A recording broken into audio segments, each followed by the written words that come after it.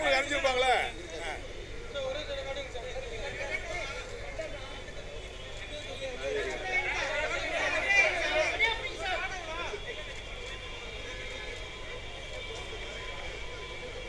பத்திரிகை மற்றும் ஊடக நண்பர்களுக்கு எங்களுடைய பணிவான வணக்கம். நடைபெற இருக்கிற நாடாளுமன்ற தேர்தலில் இந்தியா முழுவதும் பாஜக என்கிற பாசிச சக்தியை வீழ்த்துவதற்கு இந்தியா கூட்டணி மகத்தான முறையிலே செயல்பட்டு கொண்டிருக்கிறது. பல மாநிலங்களில், உத்தரப்பிரதேசம் உட்பட பல மாநிலங்களில் இந்தியா கூட்டணி கட்சிகளுக்குள்ளே பேச்சுவார்த்தை நடைபெற்று உடன்பாடு ஏற்பட்டு கொண்டிருக்கிறது. அந்த அடிப்படையில் தமிழ்நாட்டிலே திராவிட முன்னேற்ற கழக தலைமையில் இருக்கிற மதசார்பற்ற முற்போக்கு கூட்டணி கட்சிகள் கடந்த காலத்திலே இணைந்து செயல்பட்டு பாஜகவையும் அதனுடைய கூட்டணி கட்சிகளையும் முழுமையாக நாங்கள் முறியடித்திருக்கிறோம். 2019 தேர்தலிலே ஒரே ஒரு தொகுதியிலே மட்டும் அந்த கூட்டணி வெற்றி பெற்றது. 24வது ஆண்டு நடைபெறுகிற இந்த ஆண்டு நடைபெறுகிற மக்களவை தேர்தலில் பாஜகவோ அதனுடைய ஆதரவு கட்சிகளோ அதிமுக உள்ளிட்ட கட்சிகள் 40 தொகுதிகளிலும் படுதோல்வி அடைவார்கள் என்பது மட்டுமல்ல, எல்லா தொகுதிகளிலும் அவர்கள் டெபாசிட் இழக்க செய்கிற பணியினை திமுக தலைமையில் இருக்கிற மதசார்பற்ற கூட்டணி கட்சிகள் மேற்கொள்ளும். மார்க்சிஸ்ட் கம்யூனிஸ்ட் கட்சியும் அதற்கான பணியை மேற்கொண்டிருக்கிறது.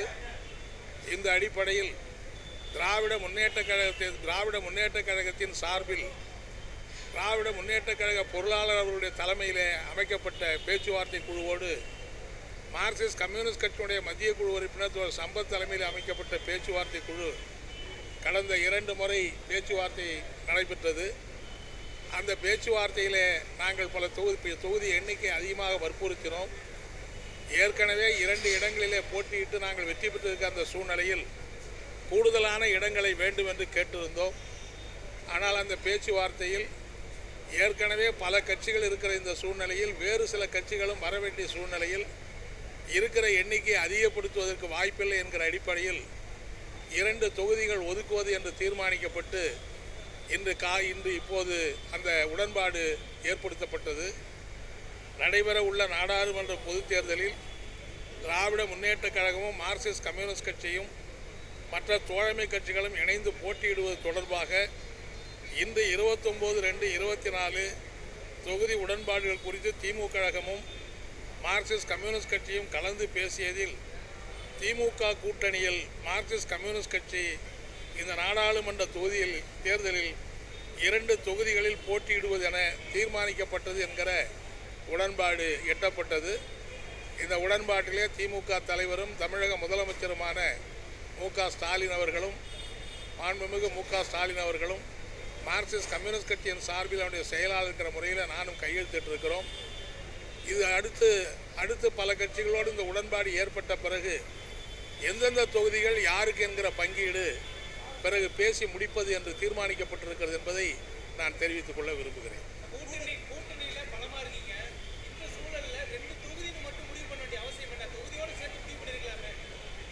இல்லை, அதாவது ஏற்கனவே இருக்கிற 1-2 கட்சிகள் சிலர் வெளியே போயிருக்காங்க, சிலர் புதிய வராங்க, சில தொகுதிகளை மாற்றி அமைக்க வேண்டியிருக்கு இந்த 5 ஆண்டு கால அனுபவத்தில் அப்படின்னு கேட்டிருக்காங்க. எங்களை பொறுத்தவரை நாங்கள் ஏற்கனவே இருக்கிற 2 தொகுதிகளில் வெற்றி பெற்றிருக்கிற தொகுதிகளை நாங்கள் வற்புறுத்தி கேட்டிருக்கிறோம்.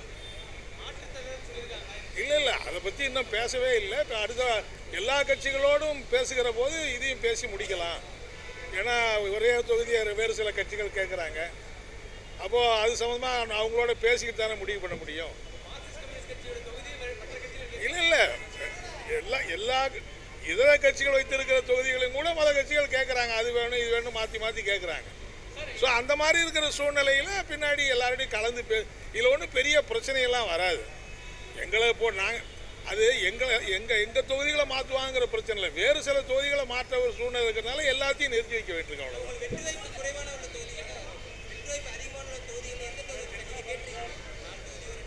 இல்லைங்க, நாங்கள் ஏற்கனவே 2 தொகுதியை வலுவாக வெற்றி பெற்று இருக்கிறோம். 5 வருஷம் இருந்திருக்கிறோம். அதுதான் கேட்டிருக்கிறோம். கூடுதல் தொகுதி நாங்கள் ஏற்கனவே கேட்டிருந்தோம். இப்போ தான் கூடுதல் தொகுதி எண்ணிக்கை இல்லையே, அப்போ அதை போய் கேட்டு என்ன பண்ணுறது?